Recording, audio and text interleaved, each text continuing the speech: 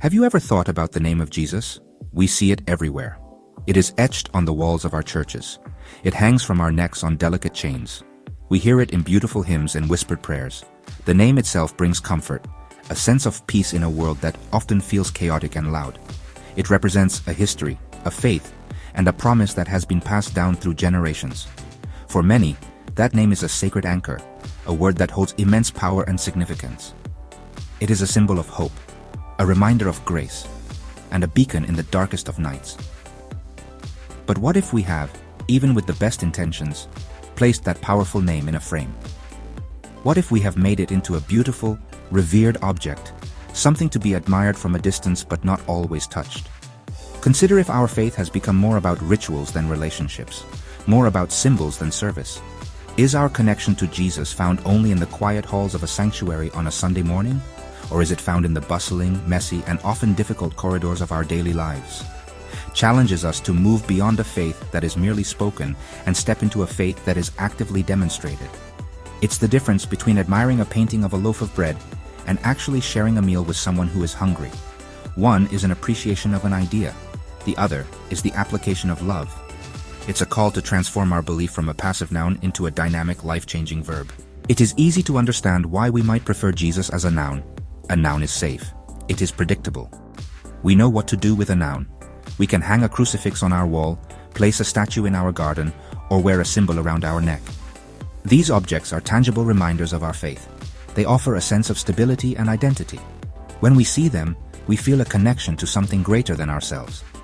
There is a deep comfort in these rituals, in the familiar words of a prayer, or the weekly routine of attending a service.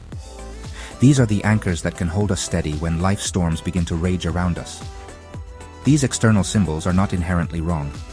They can be beautiful and meaningful expressions of a deep and abiding faith. They serve as signposts, pointing us toward the divine. A cross can remind us of sacrifice. A hymn can lift our spirits. A church building can be a place of sacred community and quiet reflection. Treating Jesus as a noun gives us structure. It provides a framework for our belief, a set of practices that help us feel closer to God. These routines can become the bedrock of our spiritual lives, providing a dependable rhythm in a world that is often unpredictable and ever-changing. The danger, however, lies in stopping there.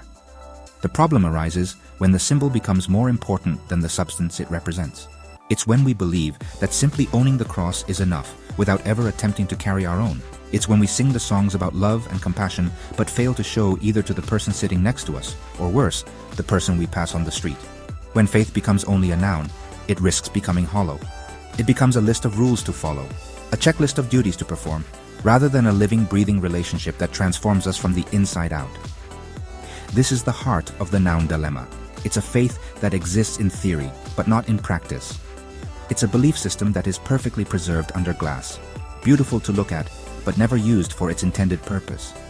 It's like having a first aid kit filled with life-saving supplies, but never opening it to help someone who is hurting. The noun is comfortable, but it is confined. It stays within the walls we build for it, never venturing out into the world where it is needed most. Now let us consider the alternative. Imagine Jesus as a verb. A verb is a word of action. It does not sit still. It moves, it creates, it changes things. To see Jesus as a verb is to see his life as a blueprint for our own actions. It means his teachings are not just wise words to be memorized, but instructions to be followed. Love is not just a feeling, it is something you do. Forgive is not just a concept, it is an action you must take. Help, serve, give, comfort, listen, encourage. These are the verbs that define a faith in motion. When we embrace Jesus as a verb, our faith breaks free from the confines of buildings and rituals. It becomes a dynamic force in our lives. It is no longer about what we say on Sunday, but about how we live every day of the week. It's about seeing a person who is struggling and choosing to stop and help, rather than just whispering a prayer for them as we walk by. It's about choosing to forgive someone who has wronged us, even when it is the hardest thing to do. This kind of faith is not always easy. It's often messy and demanding. It calls us out of our comfort zones and into the lives of others. This active faith is what changes the world. It's a faith that builds bridges instead of walls. It's a faith that feeds the hungry, clothes the naked, and comforts the afflicted. It doesn't just talk about grace, it extends it. It doesn't just preach about love, it practices it. When Jesus is a verb, he is present in the small, seemingly insignificant acts of kindness that we perform each day. He is there in the patient ear we lend to a friend, the gentle word we offer to a stranger, and the helping hand we extend to a neighbor. These actions are the prayers that are lived, not just spoken. This is the invitation being offered to us. It is a call to shift our perspective. It is a challenge to ask ourselves, is my faith something I possess, or is it something I do? Is it a noun I cherish, or a verb I live? The answer to that question has the power to transform not only our own lives, but also the lives of everyone we encounter. Living Jesus as a verb means that our hands become his hands, our feet become his feet, and our hearts become channels for his unending love and compassion in a world that is desperately thirsty for both. What does it mean to live faith as a verb? It's simpler than we think, found in small, everyday moments. It's not about grand gestures, but quiet acts of love and kindness. Like a mother rising early to care for her family, or a student joining a classmate sitting alone. At work, it's helping a colleague or listening with patience. It's not about symbols, but living out kindness and integrity. In your neighborhood, it's checking on an elderly neighbor or welcoming someone new. These small deeds show people they are seen and valued. Even in tough moments, like letting go of anger in traffic, we choose the verb. Every act of compassion turns faith into action, showing that Jesus is a living guiding force in our day. There is a stark contrast between a faith that is displayed and a faith that is lived. It is the difference our Jonah highlights so poignantly. A displayed faith often wears its Sunday best. It knows all the right words to say and all the correct songs to sing. It is very concerned with appearances, with making sure everyone sees how devout it is. It might carry the largest Bible, say the loudest prayers, or make the most visible donations. From the outside, it looks perfect. It is polished, shiny, and impressive. It is a faith that is very much a noun, an object of admiration. However, this superficial faith can sometimes lack a heart. It can be like a beautifully decorated house with no one living inside. The focus is on the external performance of religion, rather than the internal transformation of the soul. It is the person who speaks of loving their neighbor, but doesn't know the name of the family living next door. It is the one who quotes scriptures about forgiveness, but holds on to grudges for years. This is the great tragedy of a noun-based faith. It can look so right on the surface while being completely disconnected from the true spirit of love and compassion that it is meant to represent. A lived faith, on the other hand, is not always so clean and tidy. It often has dirt under its fingernails. It has calloused hands from serving others. Its clothes might be worn from kneeling to help someone who has fallen. This faith is not concerned with looking good, it is concerned with doing good. It is found in the messy, complicated, and beautiful reality of human relationships. It is the quiet, consistent love of a caregiver for a sick relative.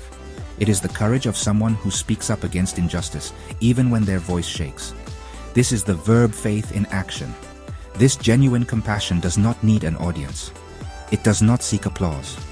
Its reward is not in the praise of others, but in the quiet knowledge that it has eased a burden, healed a hurt, or brought a glimmer of light into a dark place. This is the faith that Jesus modeled. He didn't spend his time in palaces, seeking the approval of the powerful. He walked among the ordinary, the forgotten, and the broken. He touched the untouchable. He ate with the outcasts. His faith was a verb, an endless series of actions rooted in a radical, unconditional love for humanity. In the end, the message of Jesus Verbo, no sustantivo, leaves us with a simple, personal choice. Every single day, in countless small moments, we decide whether our faith will be a noun or a verb. Will it be a static object we keep on a shelf, or will it be the living force that animates our hands and feet? Will we be content to simply talk about love, or will we actively love? Will we recite prayers about compassion, or will we intentionally act with compassion toward those we meet? This is the fundamental question that sits at the heart of a meaningful spiritual life. Let this be an encouragement to you. You do not need to do something dramatic to make a difference. The world is not changed by a few grand gestures, but by millions of small, daily acts of kindness, patience, and grace. Your choice to live your faith as a verb matters deeply. When you choose to listen instead of speak, to give instead of take, to serve instead of being served, you are participating in the quiet, powerful work of healing the world. You are making the abstract concept of love into a concrete reality for someone else. Reflect on your own life. Where can you turn a noun into a verb today? Perhaps it is in your own home, by offering a word of encouragement to a family member. Perhaps it is at your job, by showing grace to a difficult coworker. Perhaps it is in your community, by smiling at a stranger or picking up a piece of trash from the sidewalk. These actions may seem insignificant, but they are the building blocks of a transformed life and a better world. They are the evidence of a faith that is alive and active. Let us take the powerful name of Jesus off the wall and write it on our hearts through our actions. Let his example be more than a story we tell. Let it be the life we strive to live. For Jesus is, and always has been, a verb. He is to love, to forgive, to serve, to heal, to give. And when we choose to live these verbs, we discover the true, unending power of a faith that moves. We find that in doing so, we are not just changing the world around us. We are also being profoundly changed ourselves.